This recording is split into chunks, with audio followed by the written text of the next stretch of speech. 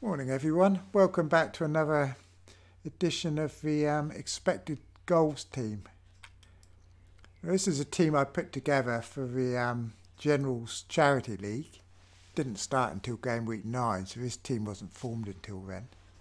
All based on expected goals and assists. Now we can see this is a team here, and we scored 44 points this week. Beat my own team, I only got 39, but it's still below the average. It's a good week for the casuals this week. Not so good for the main template sort of team. But we'll have a look at it anyway and see how we got on. I see Dene in defence, 6 points. David Silva, bought him in a couple of weeks ago, and he's done quite well for us. He's not quite kept up with some of the other Man City players. We'll see that in a minute when we look at the expected goals and assists. But he got 9 points, which is pretty good. Captain Salah did all right, and that's about it really for the team. Everyone else didn't do anything. So we're going to have a look now. Have a look at our team for next week. Anyway, let's have a look at that first. Oh, and we're in 123rd place in the Calm Fundraiser League. That's the Generals League that we're set up for. And that's out of about 300, so we're not doing too badly. Now this is our team for next week. We've got Doherty, Balbuena, Patricio, decent fixtures. Bellerin home to Tottenham ain't so good, but we might get some attacking returns, you never know. Silva at home to Bournemouth. Hazard home to Fulham, which is good. And we'd have to change the captain, I think, to Aguero. And probably vice-captain Hazard for that one.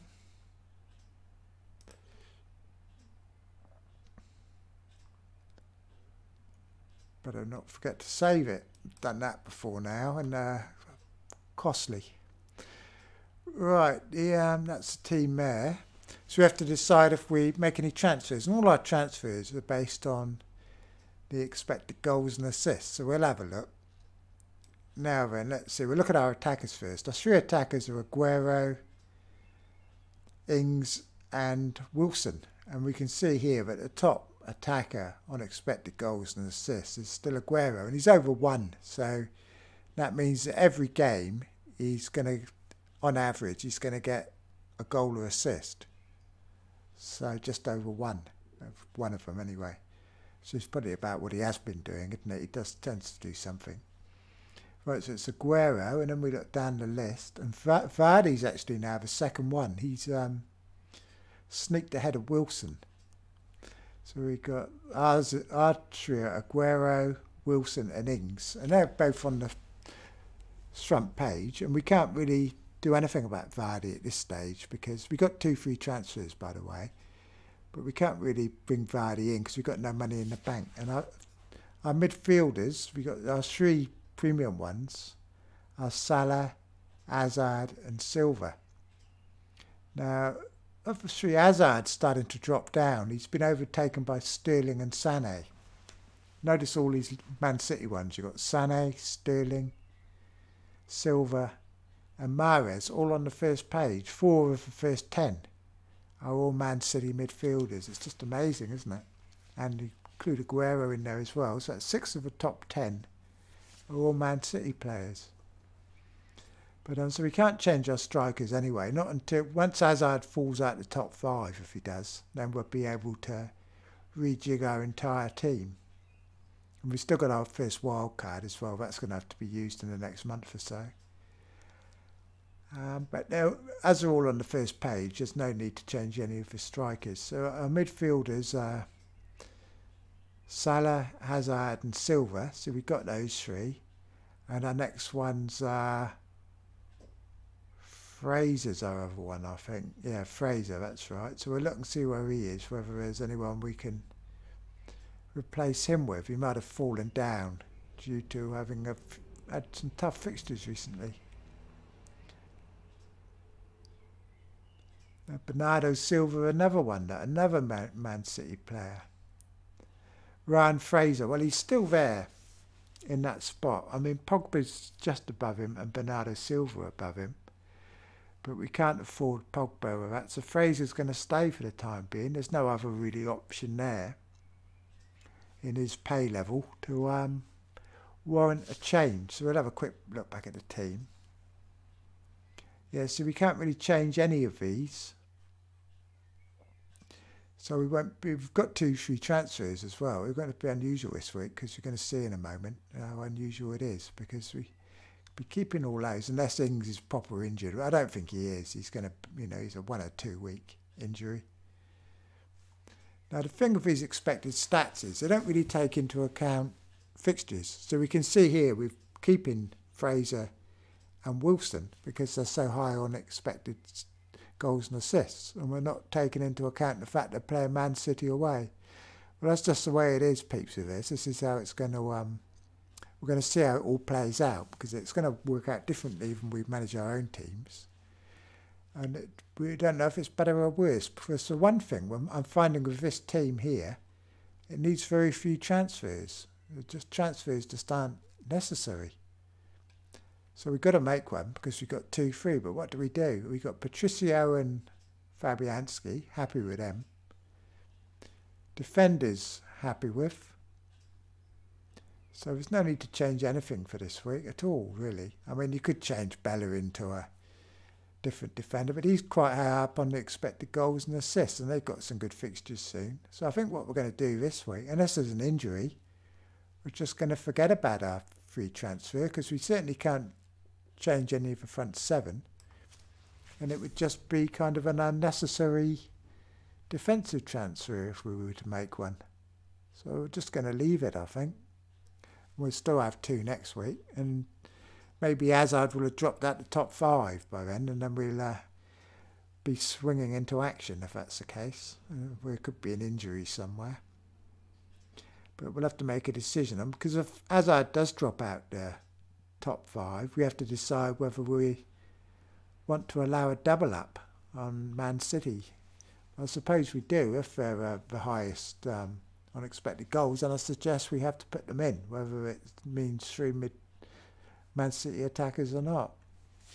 Anyway, peeps, that's about it for this one, and I hope you're finding these interesting anyway. But we'll have a look at some general movers, shall we, outside of our team to see what's what. Well, Sané is massive. He's come up from nowhere, and he's now 2nd overall. He's now the highest rated midfielder in terms of expected goals as assists in the entire competition.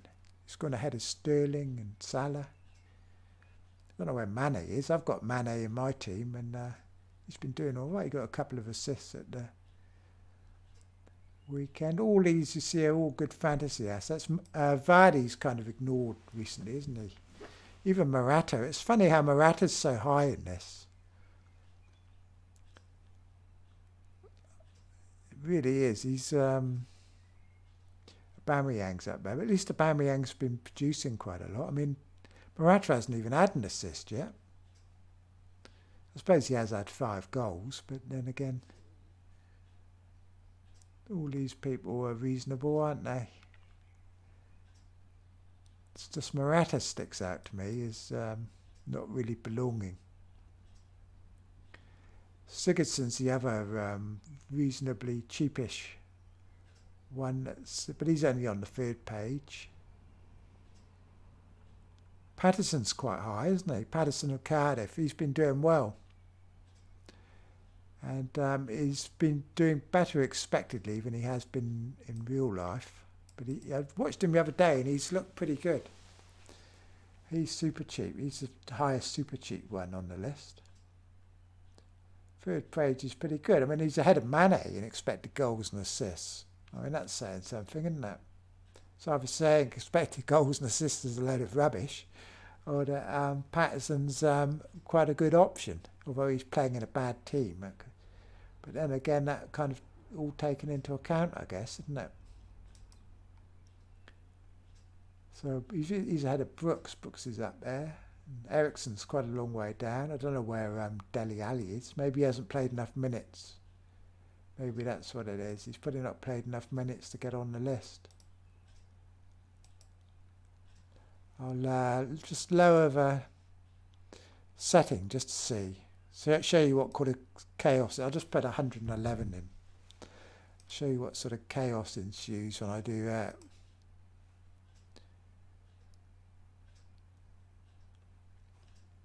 Let's see, page 1. So this is what happens when you add, you take the minutes away and you get strange results. Like you've got Jesus is top, and then you've got Bonatini, whoever he is. I don't even know who he is, but he's the highest right up there on expected goals and assists. So we'll have a look. I thought I'd see where Giroud's right up there as well. So if Giroud does start starting games, he could be one to look out for. Because surely they've had enough of Morata by now. Dele Alli, he's on the 3rd page, so he's pretty good. He's ahead of Eriksen and that. It's just a very small sample with him. He's above Aubameyang and co.